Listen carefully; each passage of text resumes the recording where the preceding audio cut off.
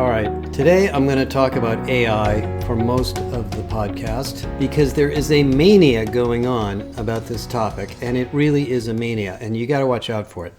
So the theme is going to be ChatGPT versus Google Bard versus you, because we've got to talk about these two giant companies and what they're doing, the implications on the business community and HR, and then the implications on you as a professional or a worker or an employee. So first of all, what happened this week, which most of you probably read about, is Satya Nadella, the CEO of Microsoft, made a huge announcement, probably overplaying the story that Bing was going to include chat from OpenAI, the ChatGPT, as was Microsoft Edge, therefore revolutionizing and disrupting search, which is a multi-billion-dollar industry.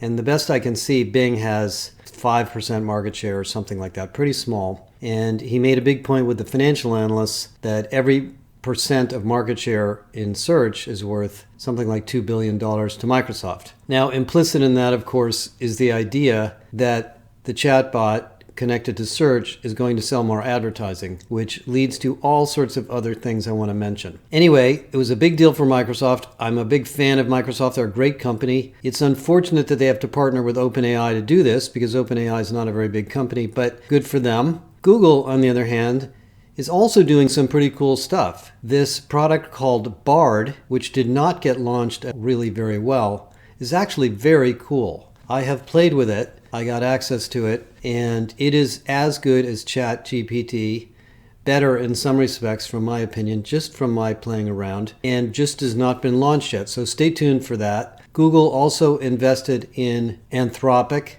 which is a spin-off from OpenAI. So my guess, honestly, is that Google has much more resources to throw at this than Microsoft, because Microsoft has a couple of hundred engineers. OpenAI, which is more or less a startup, and Google has thousands of people working on AI. If you've ever used Google Photos, you know how sophisticated Google's AI already is in implementation in real-world applications. So I have to believe that over time, Google's going to be perfectly fine, and the search market is not going to go to Bing. Now, maybe a little bit of it will, but I have a hard time imagining that we're going to all point our browsers towards Bing. The other strange thing about Bing is I do think a lot of their revenue comes from unsolicited advertisement, which you see when you go over there, sports scores and Yahoo stuff and all sorts of weird stuff that has nothing to do with what you're trying to do. Anyway, this is a very big deal for the tech industry and the tech punditry, so I wanted to make a comment on that. Now, what does this mean for you in business, in HR, in consulting, or as a technology provider? First of all, I remain 100% enthusiastic about this technology. The applications are enormous. It is basically English language parsing and interpretation through pattern matching, and it works pretty well. It speaks English extremely well. Now, what it actually says is not necessarily very good, but it says it in a very persuasive way, which is great, but dangerous, as I'll talk about in a minute, but really great. So it implies many, many applications, and let me just talk about some of the applications in HR. Writing job descriptions, handling candidate inquiries, searching for information inside your company if you're an employee, asking technical questions inside of your company, looking for articles that relate to your company to determine PR or market branding or employment branding, creating training programs, creating training outlines, creating training assessments, creating training quizzes, assessing the content in a training program to determine what's missing, creating technical documentation, creating technical Q&A, leadership development, coaching, management development, onboarding, employee transition, employee Q&As,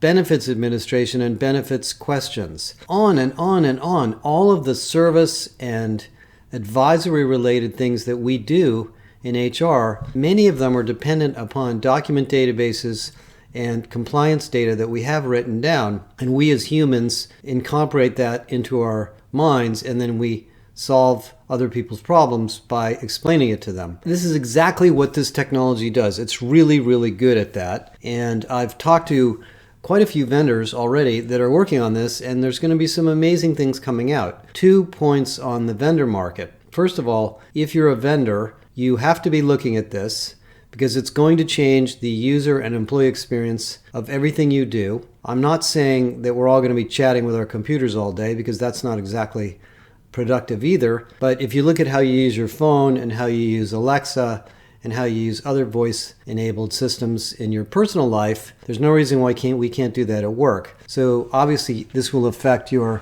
product. But beyond that, many of the things you do manually today, whether that be marketing, copywriting, developing documentation, will be aided by this.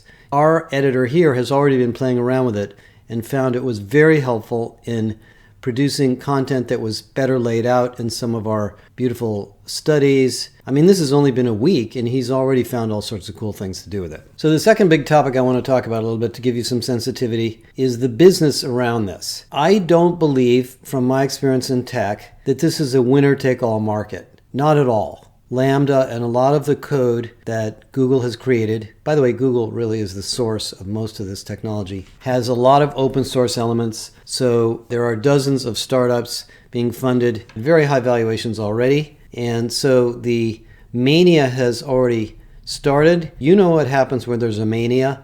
Money gets thrown all over the place. By the way, I just noticed every .ai domain is getting snatched up. And if you go to GoDaddy and try to buy a .ai domain, it's 10 to 100 times more expensive than it was a month ago. So they're taking advantage of it too. NVIDIA, C3 AI, which is sort of a funky company. Any company that has a vision or a strategy to build AI tools just tripled or quadrupled their valuation. So we're going back to another little mania like we just had on crypto, because nobody really understands the implications of this. From my perspective, being a little bit older, the web was like this, mobile was like this, search was like this, chatbot AI is going to be like this. There's going to be this huge flurry of excitement and lots of people pontificating about how it's going to, dominate our lives, etc. And then it's going to settle down and we'll figure out that it is just a business, it is just a market, and there are all sorts of things to layer on top of it. Now, the third thing I want to talk about, I don't remember if this is 2 or 3, is what does this mean for you as an employee, as a manager, as an HR person? And one of the podcasts I was listening today was from a publishing company, and the woman who runs it was all freaked out about all their screenwriters and editors, worried about listicles being created by AI, news being created by AI, etc. Here's the big picture on automation in general. During the last 100 years, we automated away a lot of jobs in manufacturing. So robots and machines and electric motors created essentially AI that replaced the human muscle. So if your job is to screw in a bolt or to do other repetitive work, that job doesn't even exist. That has been automated. But the manufacturing industry is still short people. There's a huge number of manufacturing jobs that are not filled. Look at the semiconductor industry. They can't find people to man these plants. Because what happened was those jobs became better jobs. They became higher paid jobs. They became safer jobs. They became mentally more interesting jobs. And the people that were screwing in bolts or doing other heavy lifting went back and did other things, and they learned how to do other things. So the size of the manufacturing economy got a little bit smaller by number of people, but a lot of the jobs that went away were not very healthy or safe in the first place. Okay, that's manufacturing. Second industry segment that's been automated for years is services. I mean service, not services. So customer service. You now go to an airport and you check in on a kiosk. You do your customer service online for retailers. You do most of your travel planning online. You don't have to get on the phone with the travel agent. The travel agent used to be a human being. You had to spend hours and hours on the phone with them for everything. You apply for jobs online. All of these things that used to be human service jobs have been automated. Have we run out of jobs for service people? No, it's the fastest growing part of the economy because now the service jobs are better jobs. Now they're comprehension and empathy and complex problem solving and data-driven service jobs. I was just on the phone yesterday with an investment bank about a bunch of stock options on something, and there's no way I could have done this myself. The website was impossible to use, and the guy spent 45 minutes on the phone with me. So that's what happened there. Now, this third era that we're in now with AI, which everybody claims is going to obsolete white-collar jobs, exactly the same thing is going to happen. This is an augmentation technology that's going to make your job better. If your job, by the way, is writing listicles from the newspaper of the 10 new things in the world of work, and you're trying to sell ads about that, I'm sorry, you're not going to be in business. That isn't a very high value effort anyway, so unfortunately, you're just going to have to find something else to do. But the way humans and businesses evolve is business is all about adding value in new and different and creative ways. So as this AI stuff becomes understood, and people will understand it very fast, we're going to build things around it. And we're going to stop doing repetitive work, looking things up in the dictionary, or coming up with a new way to describe something. You know, I'm a writer and I do a lot of writing, and I've spent a lot of time reading and writing. That's mostly what I do. And I've looked at both of the chatbots, and they're pretty good writers, but they're kind of boring writers. They're not very interesting to read, and you can kind of tell that it was written by a machine if you're a good writer. Well, my uniqueness as a writer, my voice, is mine. I'm going to keep it, and I'll bet it's fine, even though these chatbots are probably going to plagiarize a lot of stuff once they get out there. So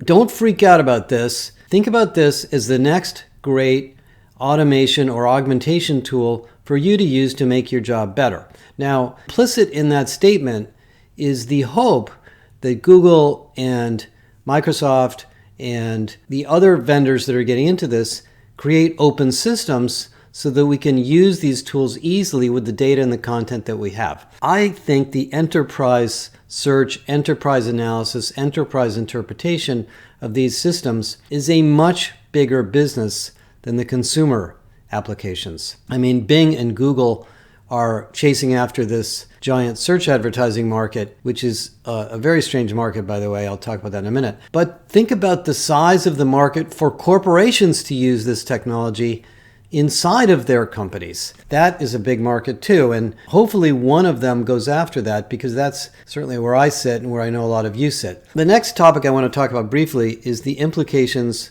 of this on your general consumer world. Now, if you study Google and the search engine business and go back in time to when it started, the reason Google makes 80 or 90% of its profit on search is not because people pay to search, it's because of the advertising. And if you've ever tried to buy advertising or use advertising, what's going on is this giant bidding war for words, for phrases, and a domain which is called search engine optimization. Search engine optimization is a fancy technical word for something very simple and very important, which is tagging and arranging and organizing your website so that it's fast and Google can search it. And unfortunately, if you're in the consumer business, if you're in the retail business, if you have a website, you have to optimize it for Google. Otherwise, Google can't find it and you don't get good results and people can't find you. So there's this gigantic industry of consultants and experts who know how to do this. And they study the Google search algorithms and they study the Google documentation, and there's lots of courses on this. And there's a downside to it, of course, which is that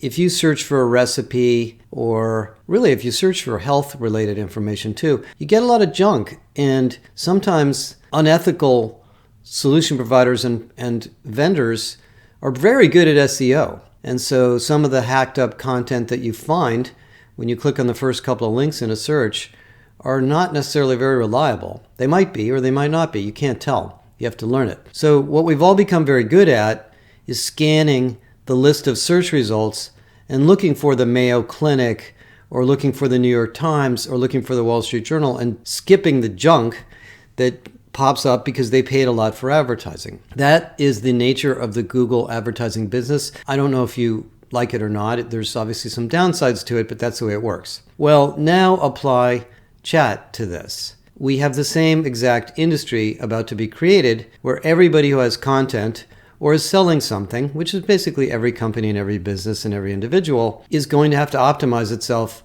for Bard or ChatGPT or wherever is out there. The books have not been written on how to do this. The courses have not been developed. It's not even clear what the process is, but the implications are big. If I ask Google for medical advice because I have a headache and 50 things come up and 20 of them are from drug companies and they're recommending their brand of aspirin or something, I can tell what that is. I'm pretty well trained on where the good information is going to come from. However, if Google gives me or Microsoft gives me a very carefully worded, extremely persuasive answer and includes links and documentation about something that is recommended by that very persuasive voice, I might not know that it got that information because a company paid Google or Microsoft to produce that. This is a massive problem. What is the revenue model for search engines when you're using a chatbot? I don't know how to scan a chatbot and figure out what's reliable. So there's a downside to this, and I am crossing my fingers that these 300 people at OpenAI and the many thousands of people at Google are thinking about it. Microsoft's going to have to think about this, and Google's going to have to think about it. Now that's why, in some sense, the enterprise applications of this are easier because we know that they're reliable and the data inside of a company is reliable. Okay, last discussion point about the AI mania is the financial markets. So, I know a lot of investors and a lot of VCs, and people that are investors essentially are in a very, very competitive market. They have a fund or a bunch of clients, and they're trying to generate a return that's better than their competitors. So they chase trends like crazy. And if there's an AI trend or whatever it may be that somebody's tapped into and somebody else is investing in it, they want all over it. So what's already happened in the last week, and this is going to be a weird thing to watch, is that all of these AI wannabe companies, many of whom probably will end up being successful, and of course many more won't, are suddenly increasing in valuation. And I know a lot of AI companies. I mean, Eightfold, the company we started working with 7 or 8 years ago on the GWI, is an AI company. Paradox is an AI company. Obviously, Workday has been working on AI in some sense, probably not to the degree of some of the others. Gloat actually has AI under the covers.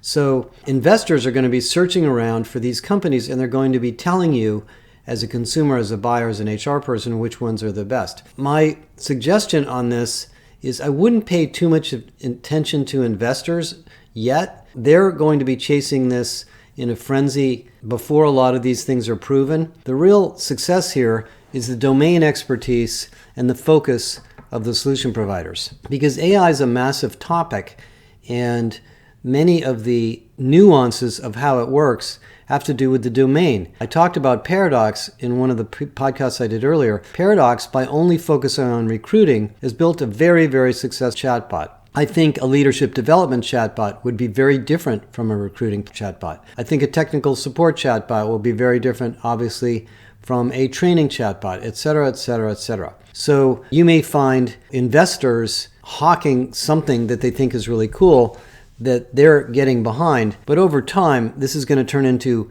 a very solution-centric market where the offerings will be refined about the domain, the use case, the industry, or the topic that they're really good at. And we will hopefully build one of these for you guys around our research too. We're kind of poking around on that at the moment.